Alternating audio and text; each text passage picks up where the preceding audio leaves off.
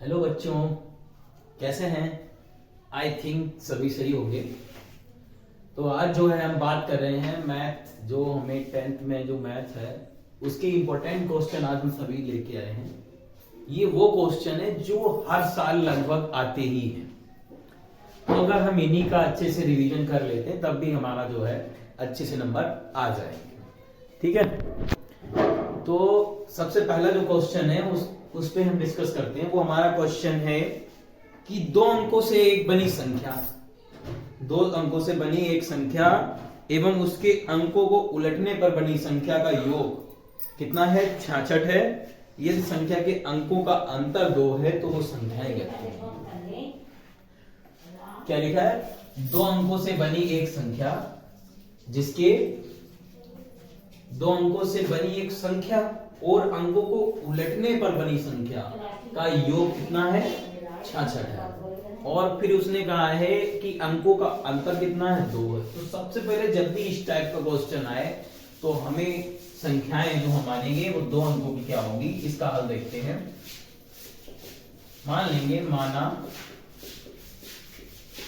दो अंकों की संख्या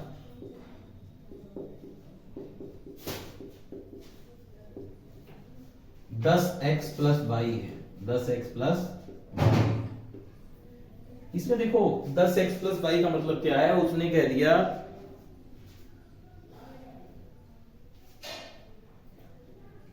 दो अंकों की संख्या जो है वो 10x प्लस वाई है। इसका रीजन क्या है? हमने 10x प्लस वाई ही क्यों माना?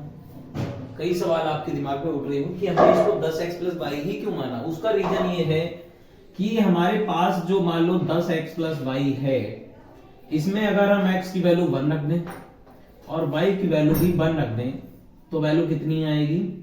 10 गुणे 1 प्लस 1 कितना आ जाएगा? 11। 11 जो संख्या है वो दो अंकों की है, पहला अंक दूसरा अंक। क्लियर? दूसरा 10x प्लस वाई में अगर हम इसमें भी अगर 1 रख दें और इसमें भी 1 रख दें तब तो दो अंक संख्या आ रहेगा। 2 भी रख दें, यानी हम इस संख्या में 1 से लेके कोई भी वैल्यू रख दें, ठीक है, 1 से लेके 9 तक कोई भी डिजिट अगर हम इसमें रख देते हैं तो हमें जो वैल्यू मिलेगी वो क्या मिलेगी? दो अंक ही मिलेंगे। फॉर एग्जाम्पल अब यहाँ पे हम 9 रख के देखते हैं। x बराबर 9 रखेंगे और y बराबर भी 9, तो x की जगह पे 9 रखेंगे, ये 90 हो जाएगा, और y की जगह पे प्लस 9 कर देंगे, कितना हो जाएगा? 90 प्लस 9 99 हो जाएगा। ये भी क्या है? ये दो अंकों की संख्या है।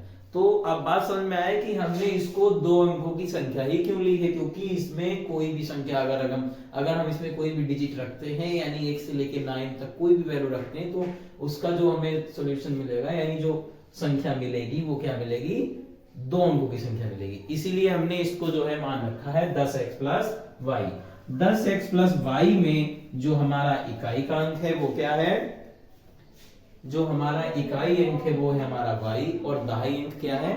x है। इसमें इकाई अंक क्या है? इकाई अंक y है तथा दहाई अंक क्या है? x है। इतना समझ में आया? सबसे पहला काम दो अंकों की संख्या मान ली गई, क्योंकि इसमें उसने कहा है कि दो अंकों की संख्या, सबसे पहला वर्ड उसने बोला है दो अंकों से बनी। दो अंकों से बनी एक संख्या का मतलब क्या है कि हम वही संख्या लेंगे जो दो अंकों से बननी चाहिए। तो हमने मान लिया 10x प्लस वाई। अब उसने कहा है अंकों को उलटने पर, अब y पलट देंगे, x की जगह पे y कर देंगे, y की जगह पे x कर देंगे, सिंपल सी बात है। तो अंकों को उलटने पर बनी संख्या, क्योंकि अंकों को उलटने पर बनी संख्या कितनी आ जाएगी? जहां पे y x है वहां पे y आ जाएगा और y है वहां पे x आ जाएगा। क्या आ जाएगा? 10y plus 10y plus x आ जाएगा। ठीक है, फिर अब प्रश्न पे आते हैं। उसने क्या बोला था? दो अंकों की संख्याएं और अंकों को उलटने पर बनी संख्याएं, इन दोनों को अगर हम जोड़ दें तो हमें कितना मिलना चाहिए? 66 मिलना चाहिए। अब उसने बोला है ना 66 मिलना चाहिए। अब हम लिखेंगे प्रश्न से उसने क्या कहा। प्रश्न से उसने कहा है दो अंकों की संख्या डायरेक्ट लिख देते हैं। दो अंकों की संख्या हमारी क्या है 10x प्लस वाई जो हमने मानी है, और उलटने पर बनी संख्या यानी ये वाली इसको प्लस कर देंगे 10y प्लस x। यहां तक समझ में आया? यानी जो संख्या तुमने मान रखी है वो वाली, और तुमने जो अंक उलट दिए हैं यानी अंक जो पलट दिए हैं वो संख्या जो है ये उन दोनों को जोड़ेंगे तो हमें कितना मिल जाएगा 66 यानी 66 मिल जाएगा। कितना समझ में आया? अब 10x में ये वाला x जोड़ देंगे क्योंकि x यहाँ पे भी है x यहाँ भी है। 10 में 1 जोड़ेंगे कितना हो जाएगा 11 हो जाएगा, और 1 में 10 जोड़ेंगे तब भी हमारा 11 हो जाएगा, 11 बाई हो जाएगा इज इक्वल टू 66। यहाँ भी 11 है यहाँ भी 11 है तो 11 को हम कॉमन ले लेंगे, यहाँ बचेगा x plus Y is equal to 66। 11 6 जा 66 यानी 11 छंग 66।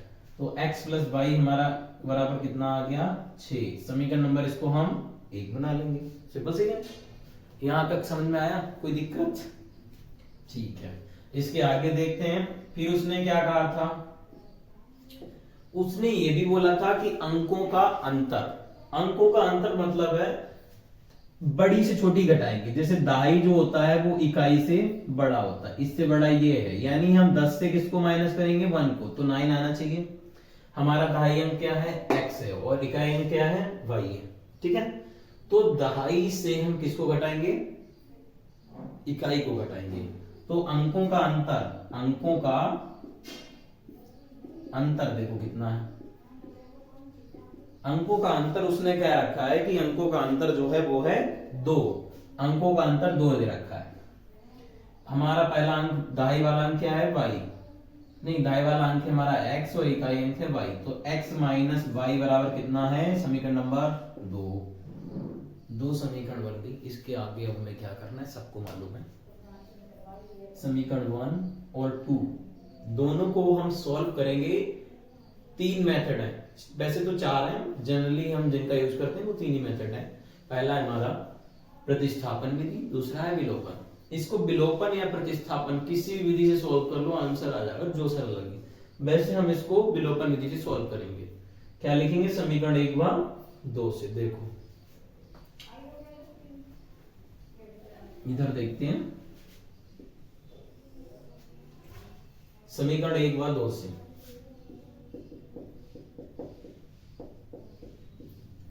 समीकरण 1 व 2 से दोनों को ऊपर नीचे रखे घटा देंगे, जोड़ देंगे, आंसर आ जाएगा क्योंकि ये माइनस है प्लस से समान है ना।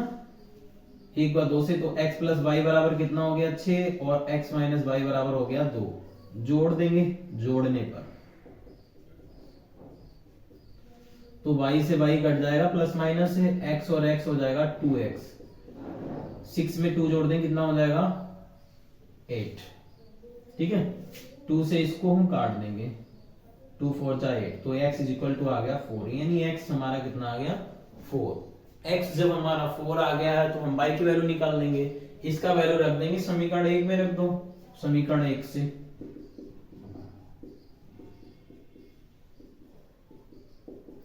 क्या है समीकरण 1 में x प्लस वाई बराबर 6 है। x की जगह पे हम क्या रख देंगे 4।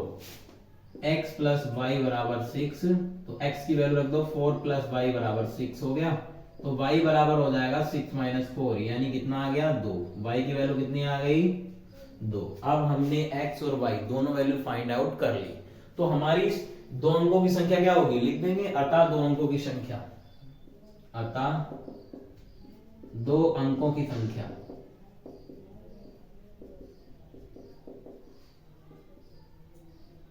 क्या होगा 10x प्लस वाई होगा ना। 10 गुणे x की वैल्यू कितनी है 4 प्लस 2 कितना हो जाएगा 42। पहली संख्या हमारी आ गई है 42। ठीक है, अगर हम इसके उलटने वाली संख्या में वैल्यू रखते हैं तो हमारी आ जाएगी 24 भी आ जाएगी। तो ऐसा करके इसको इधर दिखा देते हैं।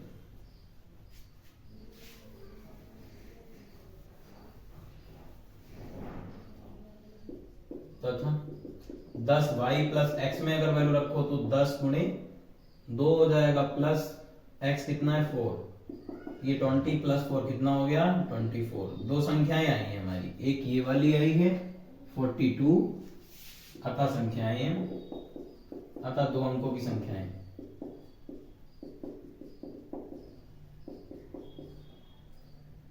बराबर 24 कामा 42, ये आंसर। दोनों में से कोई भी हो सकती है, ठीक है। एक आंसर लिखते हो तब भी कोई प्रॉब्लम नहीं है।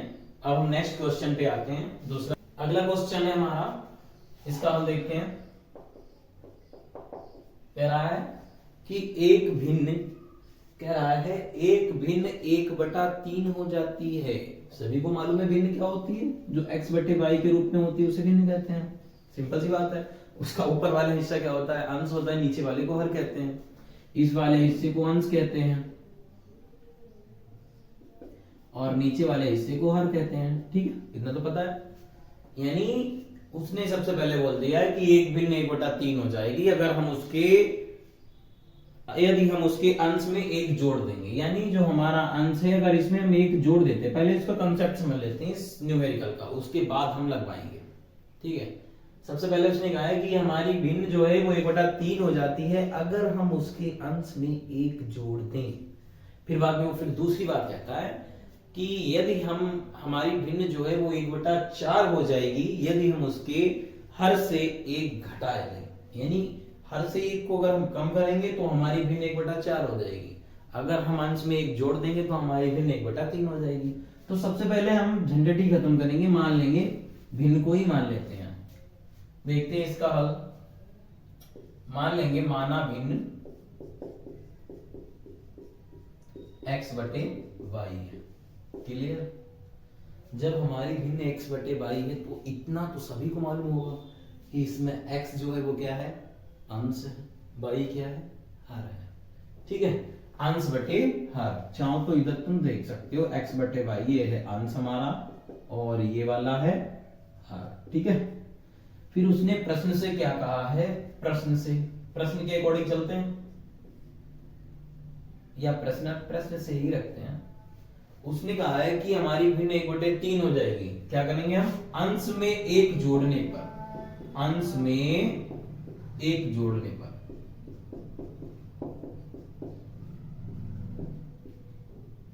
भिन्न क्या हो जाएगी 1/3, तो 1/3 हो गई। अब हमारी भिन्न क्या थी, x बटे y थी ना। क्या करना है हमें, केवल अंश में एक जोड़ देना, बाकी सब काम ऐसे ही छोड़ देना। केवल हमने अंश में एक जोड़ दिया और भिन्न हमारी मिल गई 1/3 भाई, आ गया ना 1/3। अब क्या करेंगे, इसकी गुणा इससे करा देंगे, इसकी गुणा इससे और इसकी गुणा इससे करा देंगे। इसकी गुणा इससे कराओ तो 3 हो जाएगा, x + 1 हो जाएगा, y कन y ही रहेगा, ठीक है। इसकी मल्टीप्लाई इससे कराएंगे 3x हो जाएगा, 3 कन 3 = y। अब y को उठा के इधर ले आएंगे, चाहो तो ला भी सकते हो, नहीं तो विलोपन या प्रतिस्थापन लगा के भी सॉल्व कर सकते हो, उससे कोई दिक्कत नहीं है, ठीक है।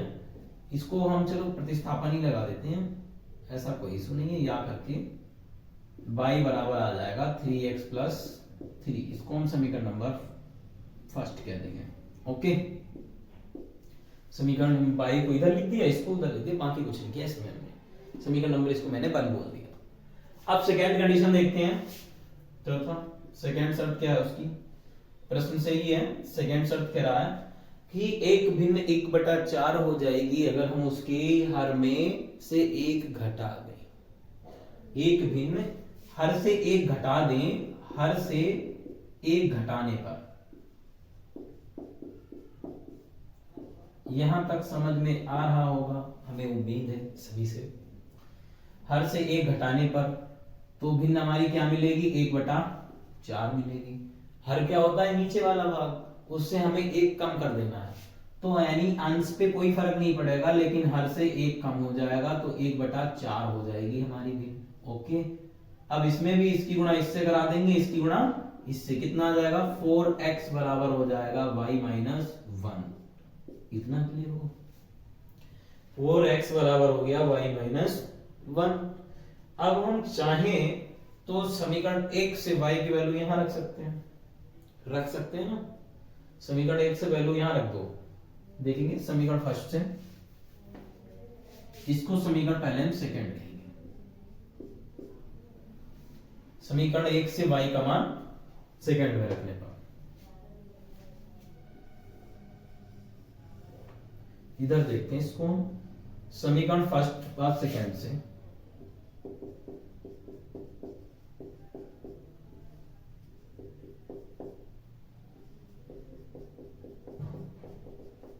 देखो फर्स्ट सेकंड वाली समीकरण पहले हम लिख लेते हैं। 4x बराबर कितना है y माइनस 1 है।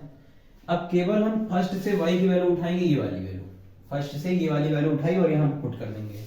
यहां से वैल्यू ये उठाएंगे y बराबर 3x प्लस 3 और यहां पे रख देंगे, यानी 4x बराबर हमारा आ जाएगा कितना है 3x प्लस 3 y की जगह पे 3x प्लस 3 और माइनस का 1 हो जाएगा। अब 4x बराबर हमारा हो गया 3x, 3 से बन गया कितना बचा 2, 3x को उठा के हम इधर लाएंगे, यानी 4x को ऐसे रखेंगे माइनस का 3x इज इक्वल टू 2, 4 से 3 का कितना बचेगा x इज इक्वल टू 2, यानी हमारा x की वैल्यू कितनी आ गई 2 आ गई। अब सिंपल सी बात है, इसका वैल्यू हम समीकरण फर्स्ट में रख देंगे और y का वैल्यू निकाल देंगे समीकरण फर्स्ट से। समीकरण फर्स्ट से तो y बराबर कितना है 3x प्लस 3 है ना, 3 मल्टीप्लाई बाई x की वैल्यू कितनी है 2 प्लस 3, 3 2 जा 6 या 3 दूनी 6 प्लस 3, 6 और 3 9, y बराबर कितना आ गया 9, यानी हमने y की भी वैल्यू निकाल दी। x क्या था हमारा अंश था और y क्या है हमारा हल है। तो सिंपल सी बात है कि अब हम क्या कह देंगे, अतः भिन्न x बटे वाई बराबर 2/9, अतः भिन्न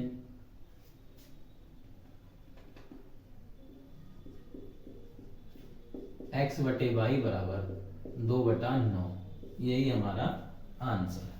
ठीक है, इस टाइप से सवाल हम लगाएंगे एग्जाम में, बोर्ड एग्जाम में, तो हमें अच्छे नंबर मिलेंगे, क्योंकि ये वो सवाल है जो लगभग हर साल आते हैं। ठीक है, इसीलिए हम वही सवाल बताने की कोशिश कर रहे हैं। इसी के साथ हमें अगला क्वेश्चन है हमारा, इसी प्रकार से हमारा अगला क्वेश्चन है जो कि कई बार एग्जाम में आया हुआ है। अब हम उस पर बात करते हैं। वो क्वेश्चन है, कह रहा है स्मॉल के किस मान के लिए जो समीकरण दे रखी है उसके कोई हल नहीं है। स्मॉल के किस मान के लिए समीकरण का कोई हल नहीं है। देखो कैसे लगाएंगे। सबसे पहले हम क्या करेंगे, समीकरण को नोट कर लेंगे। हल देखते हैं इसका। समीकरण को पहले हम नोट करेंगे। समीकरण दे रखी है 3x प्लस वाई बराबर 1। ओके, 3x प्लस वाई बराबर 1 और दूसरी समीकरण है 2k minus 1x, 2k minus 1x plus k minus 1y is equal to 2k plus 1, k minus y is equal to 2k plus 1। Okay, this equation is giving. ये समीकरणें हमें दो दे रखी हैं। ठीक है, तो सबसे पहले हमारे दिमाग में इन समीकरण को देखते ही एक ख्याल आना चाहिए, जो हमें समीकरण वो मान रखी थी, व्यापक हल मालूम है, y plus b1y plus c1 बराबर 0, और दूसरा समीकरण था a2x plus b2y plus c2 बराबर 0। किसको किसको याद आया? रेखिक समीकरण हल। ये हमारी रेखिक समीकरण है। a1x plus b1y plus c1 is equal to 0। दूसरी समीकरण है a2x plus b2y plus c2 is equal to 0। यानी सबसे पहले दिमाग में क्या आना चाहिए, x का गुणांक a1, y का गुणांक v1, अचर पर c1 उधर नहीं होना चाहिए, यानी उसको इधर लाना पड़ेगा ना, तो इसमें तो उधर दे रखा है, तो सबसे पहले हम अचर पद को उधर से इधर लाएंगे। ठीक है, देखो कैसे, इम्प्लाई दैट पहले फर्स्ट को सही करेंगे। 3x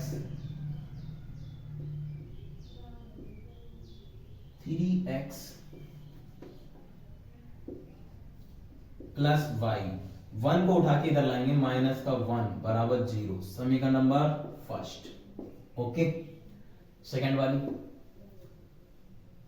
imply that 2k minus 1 X plus k minus 1 Y, इसको उठा के इधर लाओ, माइनस का 2k प्लस 1 बराबर 0। समीकरण number second.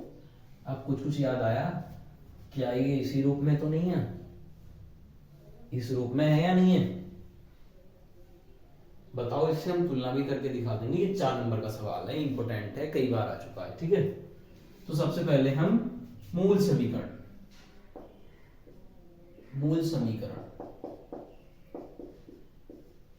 a1x plus b1y plus c1 बराबर 0 और a2x plus b2y plus c2 बराबर 0 से तुलना।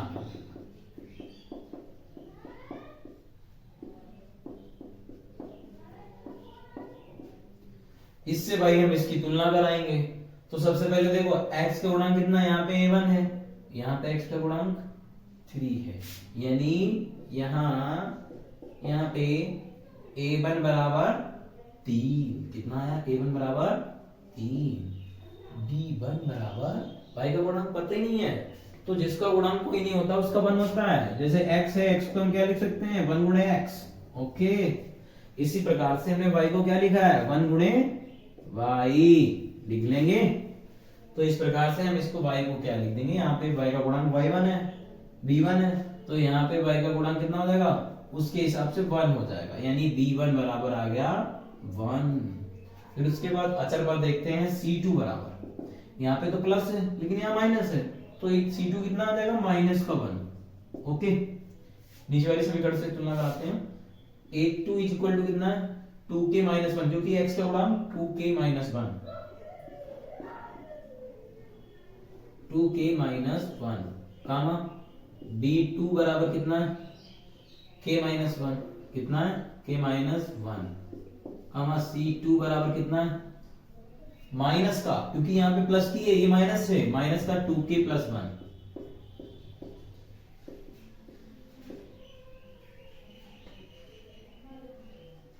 क्लियर? माइनस का 2k प्लस 1, इतना समझ में आया।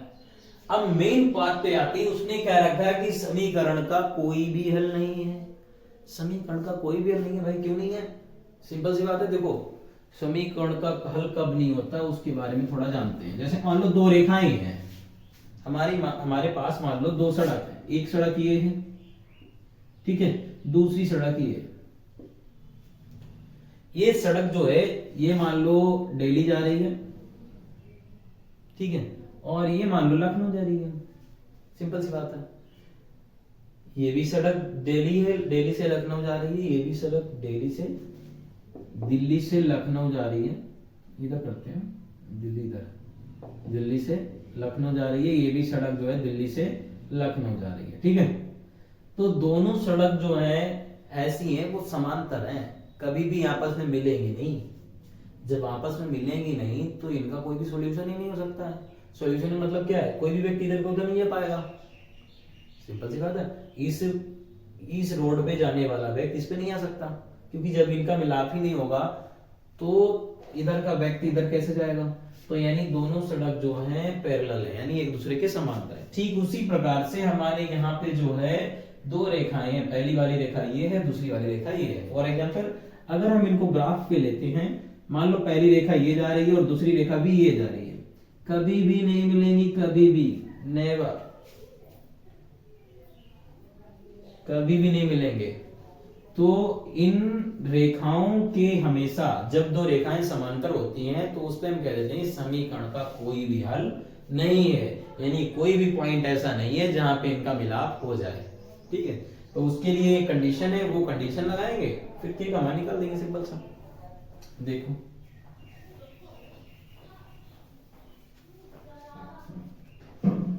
इधर लगा के दिखा देंगे।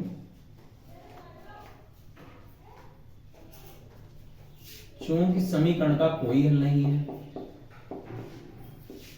समीकरण का कोई हल नहीं है, अतः फर्स्ट व सेकेंड से कंडीशन हमारी a1 बटे a2 बराबर b1 बटे b2 not equal to c1 बटे c2। ये वो कंडीशन है, इस कंडीशन का मतलब है कि समीकरण का कोई भी हल नहीं है, तब ये कंडीशन लगाएंगे।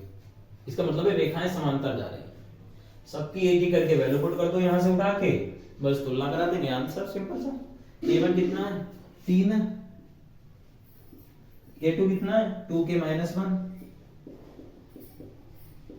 b1 कितना है 1 है, v2 कितना है k माइनस 1, c2 कितना है -1 है, c1 कितना है -1, c2 कितना है -2k प्लस 1। भाई सिंपल सी बात देखो, अब हम इसकी तुलना इससे तो करा नहीं सकते क्योंकि उसने कह दिया कि ये वाला भाग इसके बराबर नहीं है। सिंपल सी बात, जब दो व्यक्ति बराबर होते हैं तभी तो उसकी तुलना हो सकती है। जैसे मान लो अगर हम लिख दें a बराबर b, a बराबर b, इसका मतलब क्या है कि a वाला जो व्यक्ति है वो b व्यक्ति के बराबर है, तो सिंपल सी बात है कि b वाला व्यक्ति वो भी a के बराबर होगा, तो यानी हम दोनों की कंपेयर करा सकते हैं। तो अब हम क्या करेंगे, अतः इसको इसके बराबर कर देंगे, इसलिए 3/2k माइनस 1 बराबर 1/k माइनस 1। ये वाला जो है भाग इससे गुणा करेगा और ये वाला भाग इससे, क्या आ जाएगा, ये तो 1 से गुणा करेगा, इसकी गुणा इससे कराएंगे, इसकी गुणा इससे कराएंगे, ये आ जाएगा 2k माइनस 1। यहाँ पे 3k हो जाएगा, माइनस का 3 हो जाएगा, यहाँ पे 2k हो गया, माइनस का 1, k वाला इधर ले आओ और बिना k वाला उधर भेज देंगे, तो 3k हो गया, इसको इधर लाएंगे माइनस का 2k, ये उधर जाएगा प्लस का हो जाएगा 3 और माइनस का 1, 3 से बन गया 2 और 3 से 2 गया 1। यही है आपका आंसर, k का मान कितना होना चाहिए 2। ठीक इसी टाइप से लगा देंगे एकदम एग्जाम में, तो पूरे के पूरे नंबर मिलेंगे। लास्ट में जो आंसर है उसको इस टाइप से ब्रैकेट के अंदर 1 कर लेना, अगर लिखना चाहो तो लिख भी सकते हो आंसर, ब्लैक पेन से 1 करेंगे, तो उससे क्या होता है एग्जाम के ऊपर एक इफेक्ट जाता है कि बच्चा जो है पढ़ने में अच्छा है। अगर हो सके तो साइड में हम जो है इसके जो भी इसमें फार्मूले लगते हैं उसको हम साइड में दिखा सकते हैं, जिससे और भी अच्छा इफेक्ट पड़ता है एग्जामिनर के ऊपर और वो हमें अच्छे से अच्छे नंबर देता है। ठीक है।